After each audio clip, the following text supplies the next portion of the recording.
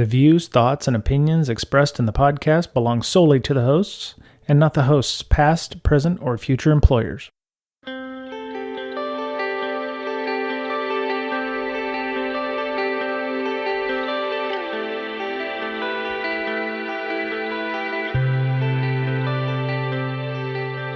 All right. So, hello, everybody. This is Brian for Bringing Down Security. We're actually streaming this, so you can watch the video later on if we have any kind of, screen shares or anything talking about what we're doing. But we have an interview, which is something we don't always have on the stream. We try to bring in interesting people when we can, and I've been very interested in this person who is helping to organize this organization. Am I saying the name Esther right? Is it Esther? Yeah. Okay. I didn't know if you wanted me to use your handle, you wanted me to use your name, but it says Esther's iPhone on the video. So, yeah. So, Esther, tell us a little bit about yourself and what the Seattle Community Network is about. Cool. Yeah. So, unfortunately, well, I'm on my phone. I don't have any slides, so I'm fine. just gonna chat. That's cool. And you've shown our website and everything. Yeah, I did. Yes. Cool. Yeah. So I'm Esther. I'm a PhD student in computer science at the University of Washington in Seattle. And actually, this project was started kind of just before the pandemic.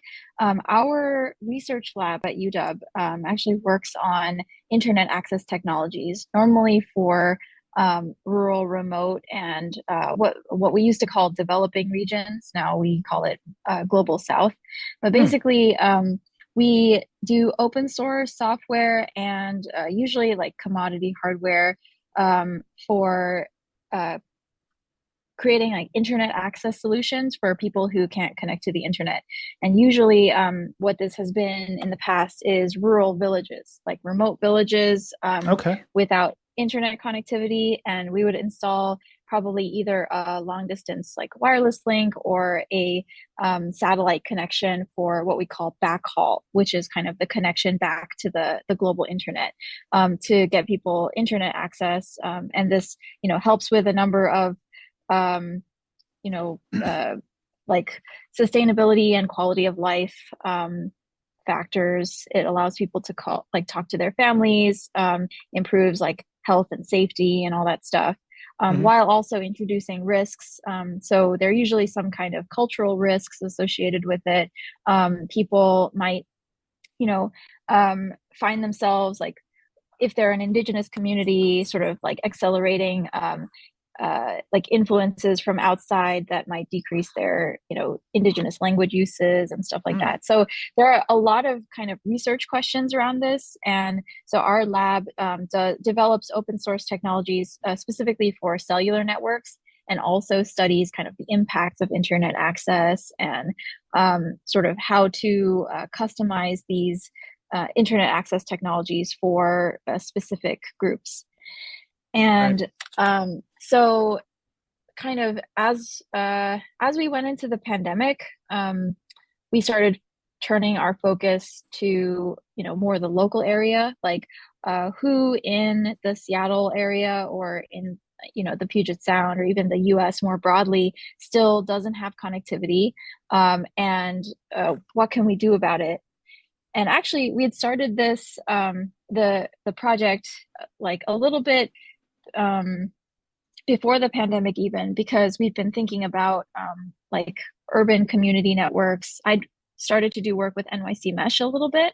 And so for those of you who aren't familiar, NYC Mesh is another like community wireless project in New York. It's very large, so much larger scale, probably an order of magnitude larger in terms of people and number of devices than our network right now, and also much older and more established.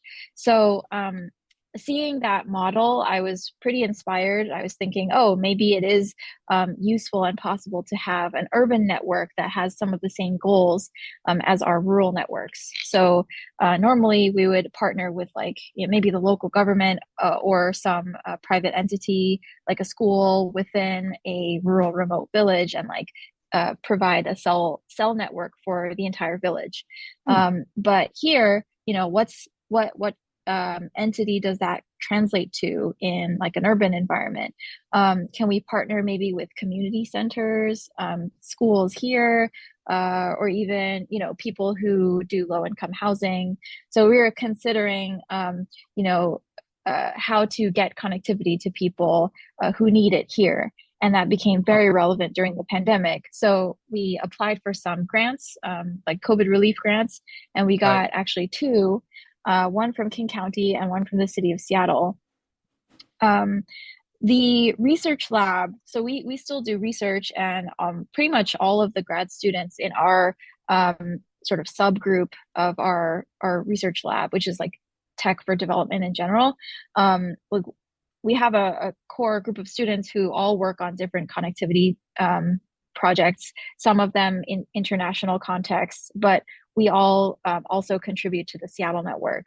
So that is a core of students that started out, but the Seattle Community Network as an organization has grown like a lot recently in terms of kind of volunteer capacity.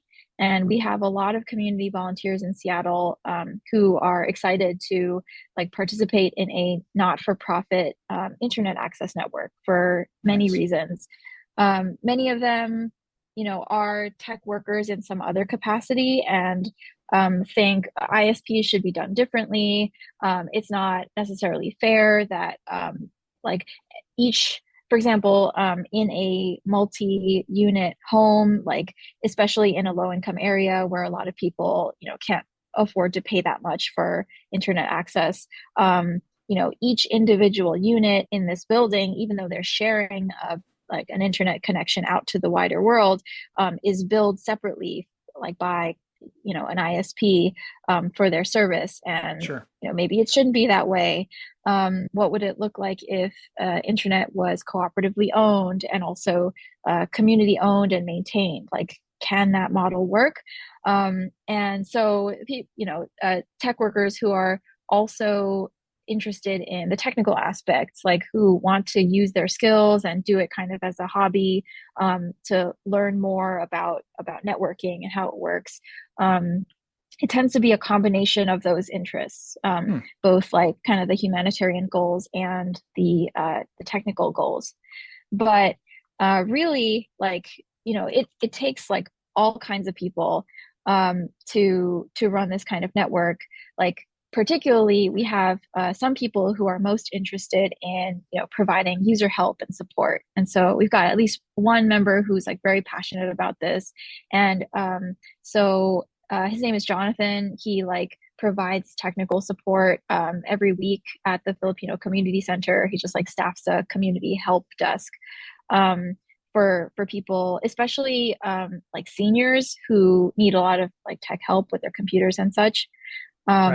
So yeah, and then I would say one of the areas that we are currently severely lacking in, because we have so many kind of techie hackers, but not so many like organizational people, is like we just need people who are happy and excited to interface with users.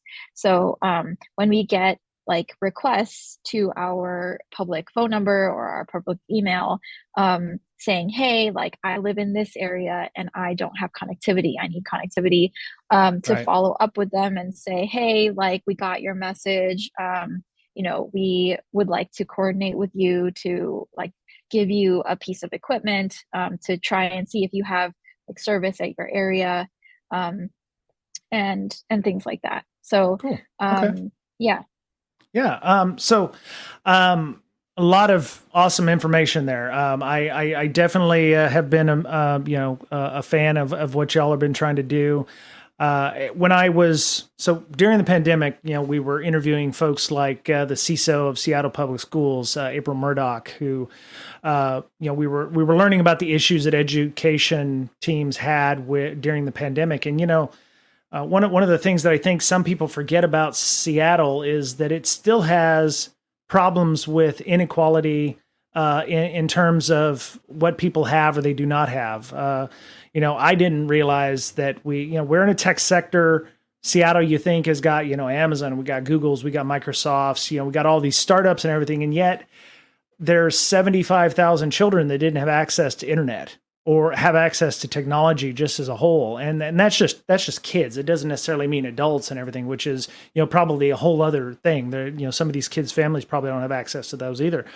And I was really surprised at the technology disparagement there. I actually had assumed that it was better in Seattle, and sounds like it's not any better than any other place in the country. And you would think, being a tech heavy area, that we would not have that issue. But what are some of the challenges that you have? Because setting up a cellular network, I mean, you can't just walk up to the nearest building and slap an antenna on it, I'd imagine, or climb a tree and pop in a 5G antenna. So what are some of the technological challenges that you're having there? I think one of our folks also asked about backhaul. Are you using satellite communications versus point-to-point microwave links? Or what does the technology stack look like there? And what are some of the challenges you have with, hey, don't put this antenna on top of my building? I'd imagine you've got issues with like ease of use or ease of access or something like that. Yeah, so those are all a lot of very good questions that we have worked to figure out over the past 2 years, I guess. Mm-hmm. So, I guess starting with the backhaul question, our cell networks are basically an access network. So they're like the kind of last mile or the final connection to the user, whether that be a mobile phone or what we call a CPE, a customer premises equipment. Okay. And that's basically kind of like a hotspot. So it has like both of these types of devices have a SIM card in them, right? Right. And that does our authentication to the cell network. So what we're running is 4G LTE, not 5G.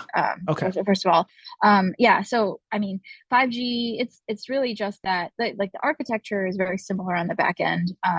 And the software stack we use, like an open source stack called Open5GS, that can do 5G, but we only run the 4G components because like right now the hardware is just way more accessible. And so it's a little bit better fitted to our use case. But in any case, like the cellular part is really the access network, which we can plug into any kind of internet connection, whether it be satellite or point-to-point wireless link, or even just like a wired fiber connection in a building. And so right now we have 7 towers, and none of these are like actual towers. These are more like tower sites where you have a rooftop, and you do basically put a cellular base station, so like a radio, serving the cellular access network with, of course, an attached antenna, and broadcasting that signal from that rooftop. And these are also the way we've designed them. They're not omnidirectional because you can get a little higher quality of antenna and like further reach and coverage using like panel antennas. Right. So it's kind of like a sector antenna going in a specific direction. So you kind of have to choose where our coverage area is going to go. And so the whole process of like acquiring a site it can take quite a long time, where you have to, usually reach out to someone like a community organization or school, develop a partnership with them, and develop enough trust that they will let you basically install all this equipment, this radio equipment on their roof, and then find a power source for it. And so sometimes this is, just available on the rooftop and we can hook into it. In some cases, we've actually had to put in like a new electrical circuit in in the machine room on the roof.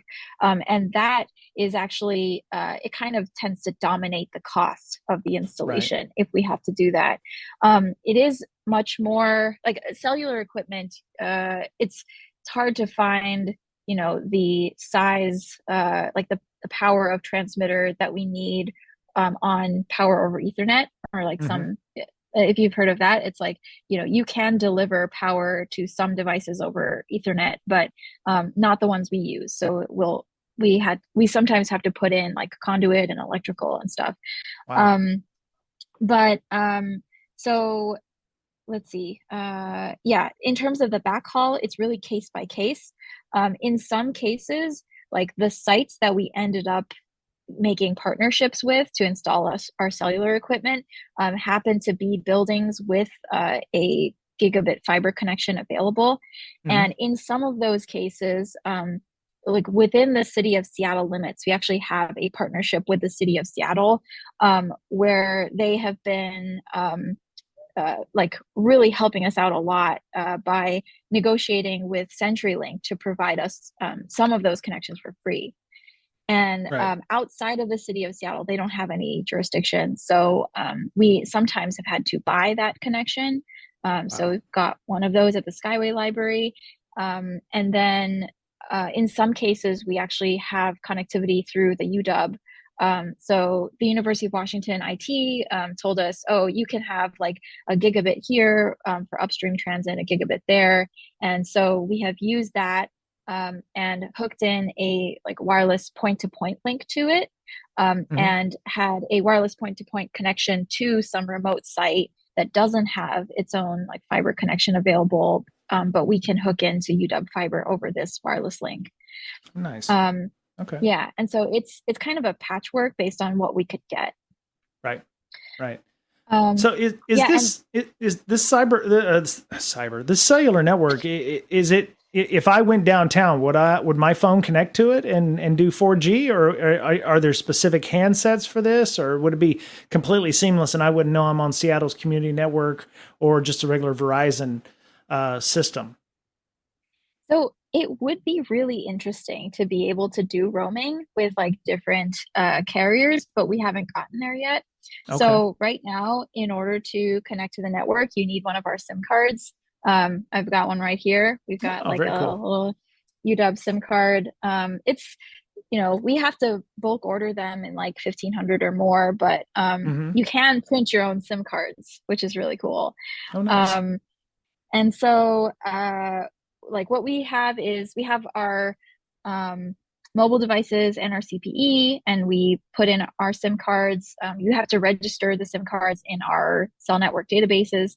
Right now, our architecture, just because this is what we're used to deploying and running, is that of like an edge core network where you have there's this concept of in cellular networks, a core network, which stores all of the users and their authentication credentials and everything, Mm-hmm. and manages and routes the whole network. We have that running locally at each of our 7 sites. Hmm. So it's, we were thinking, okay, there are kind of privacy advantages where maybe each site would want to be managed separately by a separate organization. So they'd want to keep their credentials separate from each other. There are trade-offs there. So we're still kind of, figuring out what the best architecture there is. Mm-hmm. But because of that, you need like our, hardware token essentially. Right now, you can't just use your own SIM card to authenticate to our network, and vice versa. And that's why you can't, attach to someone else's network with your T-Mobile SIM card or Right. et cetera, unless they have a roaming agreement between those telecoms so that you can. Okay.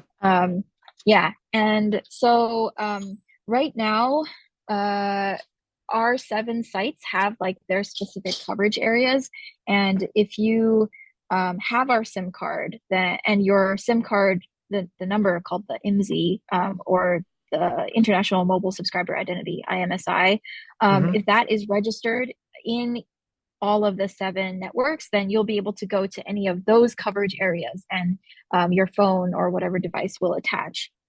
However, Okay.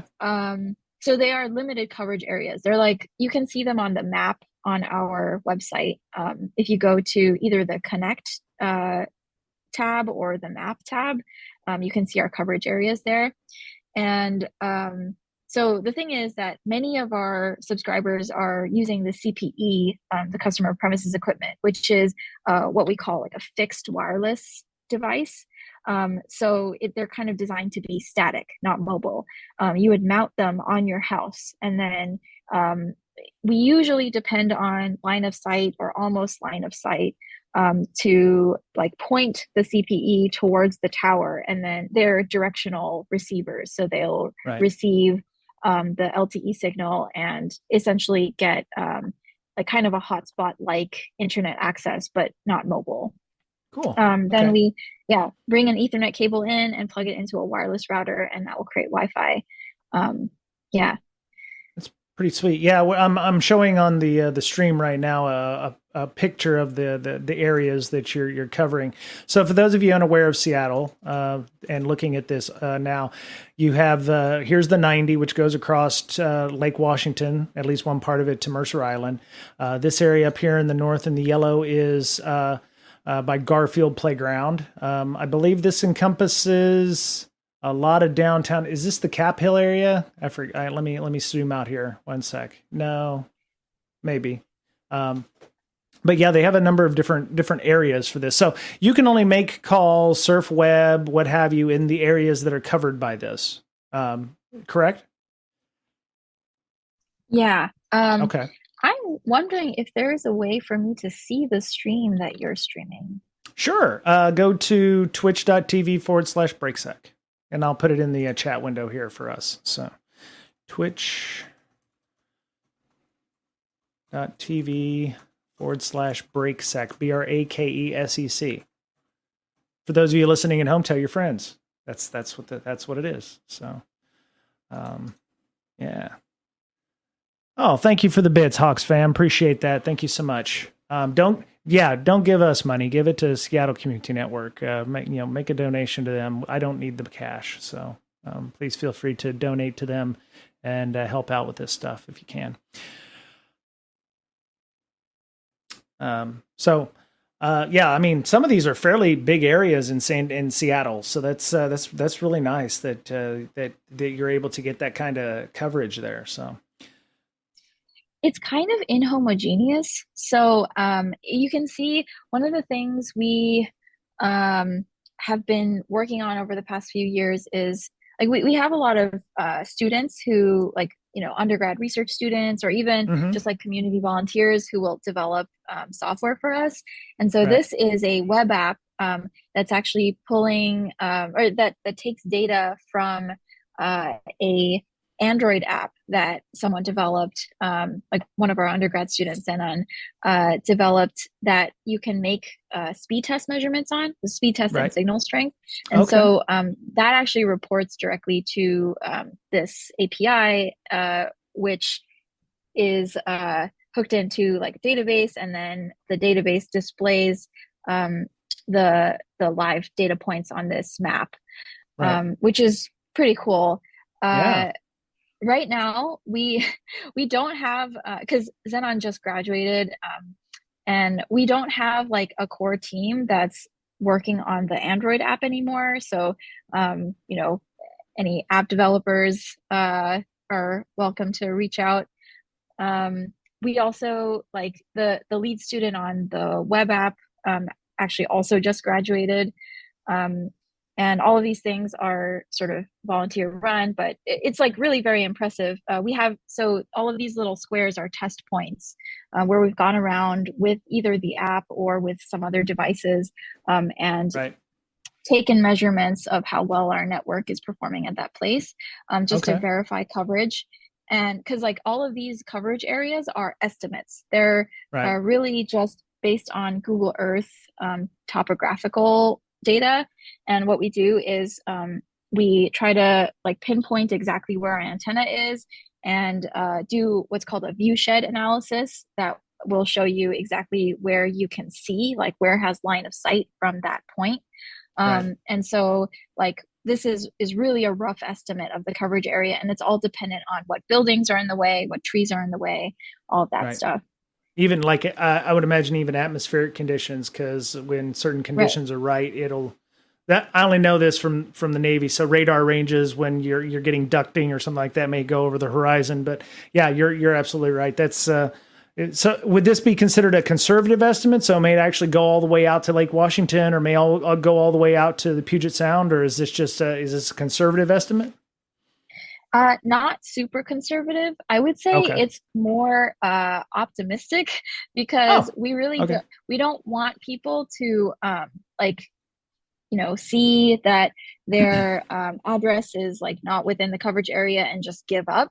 because Right. we actually, every time someone requests connectivity, we'll go out and actually test at their place. So you might see further down south, there's um, a network at the Filipino Community Center.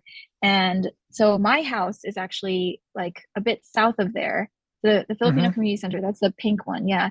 And so I am living outside of the coverage area, but um, I was able to mount one of these CPEs on my roof, like quite a bit above the roof. Like I extended it with a piece of PVC pipe, and I was able to get connectivity even though I'm well outside of this rectangle.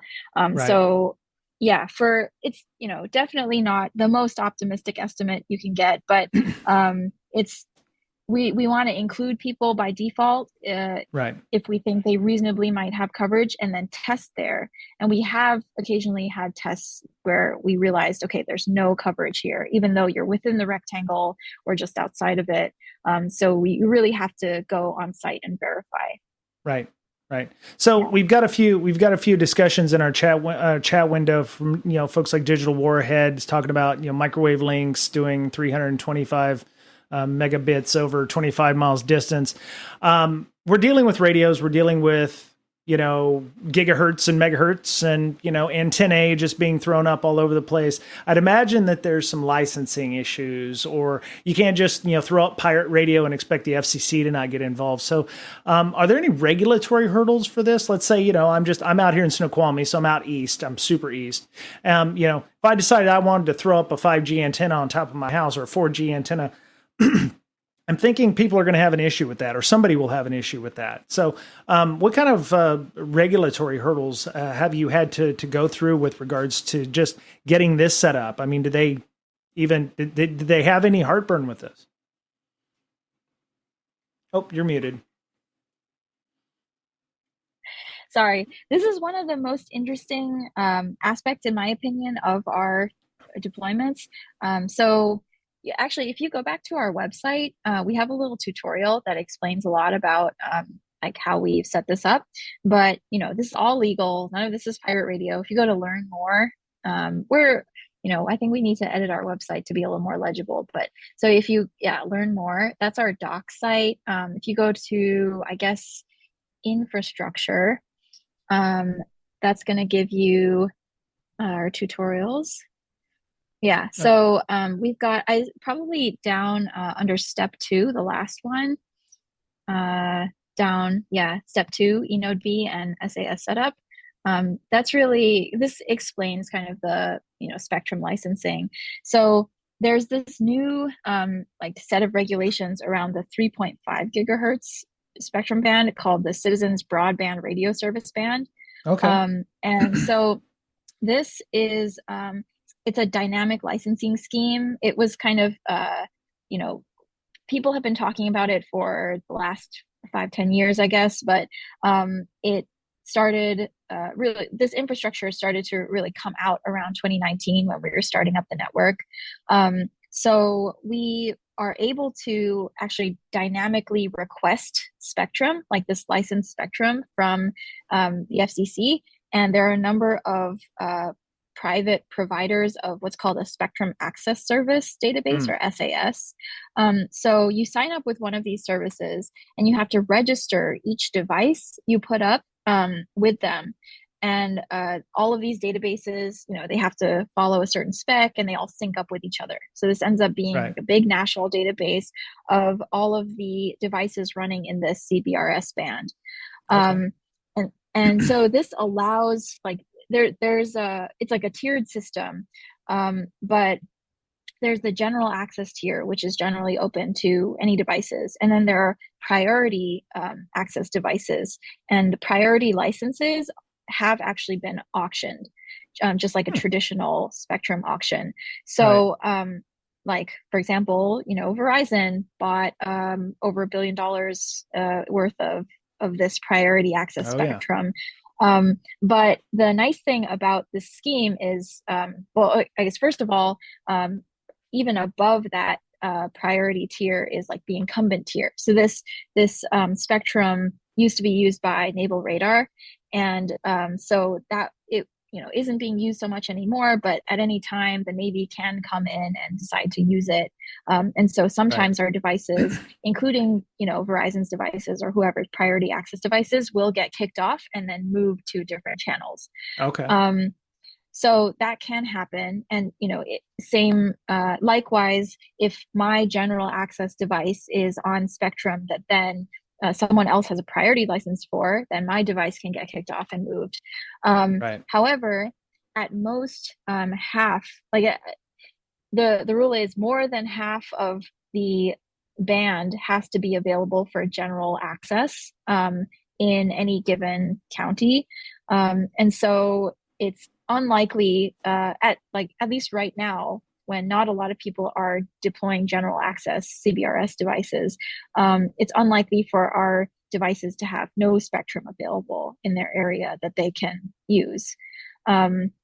So the thing is that our devices have to request spectrum every 4 minutes or so. There's Right. like a minimum, heartbeat time period. And so our devices have to maintain internet connectivity, which is, usually we like to have, just in case the backhaul drops out, we like to be able to run offline. Right. So yeah, but at this point, it's not possible for our networks. That's a limitation. Okay. So our devices, dynamically request a spectrum. If and then like a license is granted, and then the radios are allowed to transmit. So this Right. is like encoded, in their firmware. They actually won't turn on the radio unless they have a license. Okay. And yeah, and then if the spectrum gets reallocated, then the database will send that information to our device, and the device will move. So that does cause like periodic outages, but those outages will usually get resolved within a minute or a few minutes. I see. Okay. So when you were mentioning hotspots or like these little, they're femtocells, right? They're like a femtocell, or something similar. Yeah, we call them small cells. Okay. Yeah, Okay. the like, femto, pico is like a little bit unclear sometimes. Right, right. Yeah, I had one at one time when I lived in Austin because we could not get 4G. We lived down like in a little hollow, so we didn't have. At the time, it was only 3G, and it was like super slow. And so I got one from Verizon because I was like, how is it that Verizon always has a 5G signal at their store? And then I was like, oh, okay, they're running this stuff and making it look like their cellular network is like really, really good, even though they may be in a dead spot. So obviously the ones that I'm taking home is not going to handle at scale something like this, like the buy cells or what have you. How many so you've deployed this to at least seven to 10 areas all around Seattle. How many people do you have operating on this network at any one time? Is it an invite only thing? And how do people find out about you so they can enjoy this or use this? So we're kind of in an interesting transitional phase right now. Basically, because our all of our initial hardware deployments were through these like grant programs. We started out very explicitly with a mission to serve like underserved people who don't have access to other connectivity. We've realized that it is kind of in our best interest for like long-term sustainability to also include other people who are not necessarily, like very low income and can't pay. Right. But we should probably have a mix of people who, like, we still serve, very underserved areas and groups for free because that's kind of our mandate. But also we can like we should be able to add other people and like accept recurring donations and things like that, and also labor and volunteering and helping out and participating in the community. So yeah, there I guess we have like a community governance structure. We have community meetings every month. If you're interested, I like highly recommend that you come to those. Those are all on our calendar. So right now, stuff basically as we kind of come out of the worst of the pandemic, uh, the rules we've used are changing. So in the past, we've only pretty much done installations for these low income users who we have grant funding for. Like all of our user devices, including cell phones and the CPEs were like allocated for those like users who fall in specific categories, like people who are housing unstable or seniors or unemployed, etc. Right, right. Um, yeah, and we have to fill out like paperwork saying, certifying that they are in these categories, etc. So now I think like as we are starting to have or like apply for more funding sources that are more general and not like COVID related, Hmm. we are going to be able to do more installs with maybe even like not on LTE. Like we can branch out from LTE and do also other types of wireless point to point gear and like uh, unlicensed wireless access points, et cetera, and sort of expand both the technical scope and the user base of the network. Very And nice. yeah, I think the best way to really get involved is to kind of join our Discord, start talking to our community, and like coming to the community meetings so we can hash out all of the sort of governance pieces of our network. Right, right. No, that's awesome. Um, So I don't live in Seattle. I live in Snoqualmie, of course, but I'll be moving down to San Diego. You said there was one in New York City? Do you know of Mm-hmm. any larger initiatives, say in Southern California or Austin or Houston or areas like that with a large, disparate, maybe geographically, and with folks who might suffer from economic hardship that are also taking advantage of mesh networks like this? Mm-hmm. Well, I guess technical nitpick, our network is currently not a mesh network. We Oh, don't oh, currently have, yeah.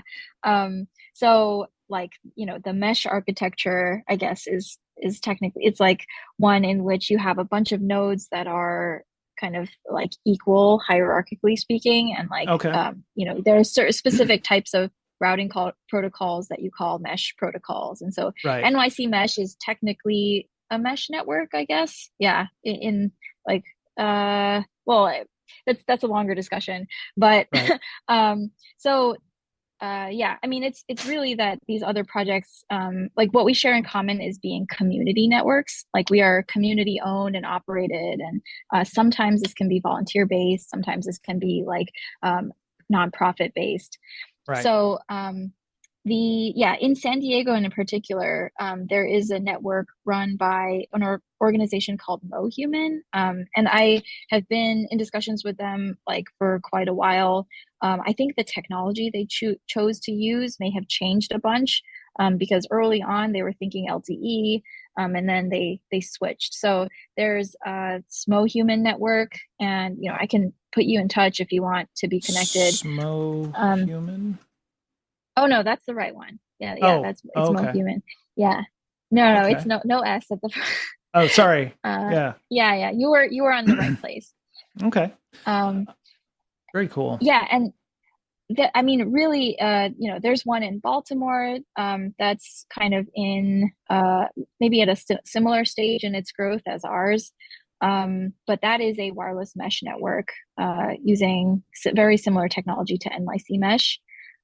There's a project in Detroit, so the Detroit Community Technology Project, which we take a lot of our inspiration from for our like community like partnership design, and they have a digital stewards program, which is a community training program to teach people from the local communities we serve, like how to build and operate this network. And that's very important to us, to our philosophy. So that's been a really important partnership for us with that network. Right. And yeah, and also I feel like through my own and like this lab's academic connections particularly, and other connections with other networks, we have a lot of strong partnerships like in the community networking space in general. Mm. So uh, one of the initiatives we participate in is called the Tribal Broadband Boot Camps. So this is a initiative supported by like the Institute for Local Self-Reliance, and also like native tribal governments and advocates for setting up or like supporting indigenous tribes having their own like sovereign ISPs. And so we sometimes go and like teach for this, and that's like a partnership that's like very near and dear to my heart. Very nice. And yeah, and we also these days we have a bunch of teaching initiatives in Seattle as well. So particularly, I think one of the most important things for community networks to have is within their volunteer base, like people who are interested in teaching, because it's really through teaching that we build up our community of practice. Right. So like we have our digital stewards program both for adults and youth. Like we recently started our second youth cohort, teaching high school students how to build and operate internet infrastructure. Oh, very cool. And so yeah, that program is running at the Rainier Valley Leadership Academy. It's like an after school program. And Okay. so we have a bunch of students who we're teaching about everything from Ethernet cable crimping to like how IXPs work Right. and all that. Yeah.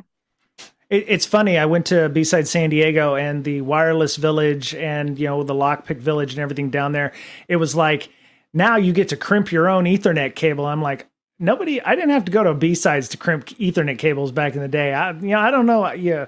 I was just amazed that somebody's like, oh, I crimped my first Ethernet cable. I'm like, yeah, okay. It's not that fun. Trust me, especially when you get to shielded twisted pairs. It starts to hurt the fingers after a while. But this is really awesome. So one of the things that I was thinking about was some of the privacy issues involved here, because you're technically using a network where people are going to be using these devices. And, I'm sure the hackers out there are probably going like, well, this is like a stingray or something like you might find at one of the hacker conferences or something. How are you protecting the people who obviously need this service to survive or to, make phone calls or to, potentially get interviews or to, using this to improve their lives? What are you doing in terms of privacy to make sure that they're, maintaining their privacy? That you mentioned database of information that is being kept. So what kind of agreements do you have with them to understand how they're keeping their privacy safe? Well, I guess the short answer is this internet service, like you can kind of think of it as akin to, a Wi-Fi network. Like when you get on a public Wi-Fi network, all of your packets are getting routed through somebody else's infrastructure. Like Right. when we present this network, we do say, okay, this is like at least partially open to the public. Right. Most of our, I think you had asked a question at some point about like how many users can be on the network, like what's the capacity. A Mm-hmm. lot of our network sites do end up being kind of in public spaces. So we do literally take our CPE and attach it to a Wi-Fi, essentially a hotspot that, for example, in our we have some tiny home village sites, and so they Okay. have Wi-Fi networks attached to them. And so you'll have 2 or 3 CPE connections being shared by like the entire tiny home village through like a network of Wi-Fi access points that we set up on Right. that connection. And so, we do tell people to treat it as, not necessarily like a private connection, but Right. at the same time, we are working on routing all of the traffic through a VPN. Right now, that's like we're one of the things that we're actively setting up. Okay. So yeah, we've got kind of through some new partnerships with just like individual generous community members. We have some like new rack space for running our VPN endpoints, and so Nice. like that is, yeah, that's like a priority for us because we really want to like keep users as safe as possible from any kind of either malicious hackers or even just like the ISPs that we use as our backhaul. Right. Right. And so, yeah, like I really think people should be using VPNs like where they can. And I guess the other, important thing is to educate people on things like always using HTTPS and using a password manager, like these kind of user side security like practices. Okay. Yeah, that sounds great. Yeah. So, Digital Warhead had a question. If what is your ideal situation? What does the goal look like? Because you've got this going on and it's great. What is the ultimate goal of this, or what is the roadmap look like for the next year? Is there more sites being rolled out? Obviously that's probably incumbent on how many volunteers or how many resources you have. But what is the goal look like in the next, say, 2 to 3 years here for SCN? For me, so at this point, I feel like the number of cell sites we have is already quite large for the size of the volunteer base. And it's at this point, I think we should be focusing on recruiting users. So like we did have this mandate to serve like underserved neighborhoods in general, and we have been focusing a lot of our user recruitment on public library patrons and tiny home villages and places Right. where people are obviously like more obviously having needs. We've also started recruiting through Seattle Public Schools, and Oh, we've nice. had a couple of basically students who would be enrolled in these like hotspot programs because they don't have internet at home. But these hotspot programs maybe have been like defunded because the pandemic is, Mm. no longer. Yeah. So like there is still a need among these specific communities. It's just kind of finding those people, reaching them. And so I have been putting a lot of effort in that direction, but Okay. also I would like to build up our community of practice a bit more. So, we have our SCN hack nights where we all work on things together. We have our community meetings.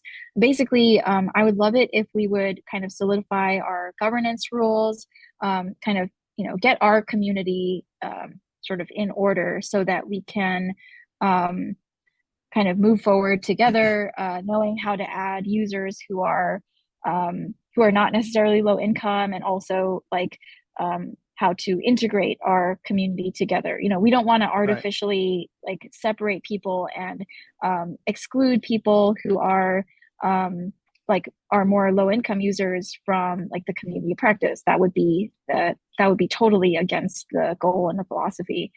Um, so, community building, and also extending the network, maybe adding different technologies than just our LTE side access network, Right. and hardening the core infrastructure, I think will be very important. So, things like we're trying to figure out like how to peer at the Westin with BGP, and making sure our VPN, our like management VPN and our user plane VPN are all like stable and set up correctly, making sure we have good repeatable network configurations, and making sure that like all of our monitoring infrastructure and alerting systems are stable and working well, tuned well.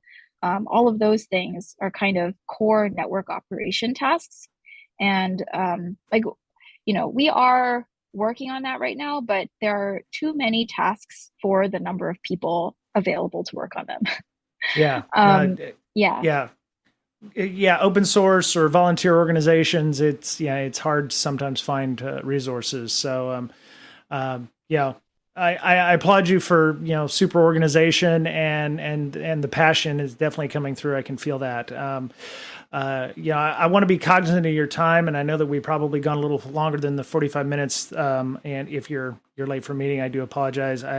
But How would people get a hold of you? I know I've already mentioned the Discord a couple times in here, but is there any other avenues there where people might be like, hey, I work for blah, and we'd love to partner with you, or we'd love to get your message out there. Where do we send a marketing or PR person to? How would they get a hold of you for that? So let's see. We have our like organizational email is I can put that in the chat or anything. It's like LCL, which is Local Connectivity Lab at Okay. SeattleCommunityNetwork.org. Local Connectivity Lab is our nonprofit. That's the one. We are on Benevity. We have a number of volunteers who have signed up with Benevity with their companies so that you can like match, they can do like volunteer time matching via donations through Benevity to the nonprofit. Yep. Let's see, we have a GoFundMe. I believe that's linked on our website. And in terms of like connecting to the community, it's mainly Discord. We also have a mailing list, which is also linked on the website. So, if you do only do email, we do announcements to the email list. Discord is much easier for kind of real-time collaboration, but you can email us, and there's also a Meetup group, and I believe Meetup does event notifications to email as well. Yep. Okay. So I would, if you are not in the Seattle area, Portland or some other large area like that, put out some feelers to see if there's something similar going on in your area, or do like Infrared and the other folks did, and start your own. See what reach out and see what it takes to help get something established in your neck of the woods there. So. Esther, thank you so much for coming on. I was very interested when I first joined this, and I still think it's very cool. And thank you for letting me know about San Diego. I'll definitely reach out to them and get in, see what I can do to get involved when I get down there in next year. So, thank you so much for your time. Thanks so much for having me. Sure. This has been great. All right. Thank you. Have a good weekend. Bye. You too. Bye.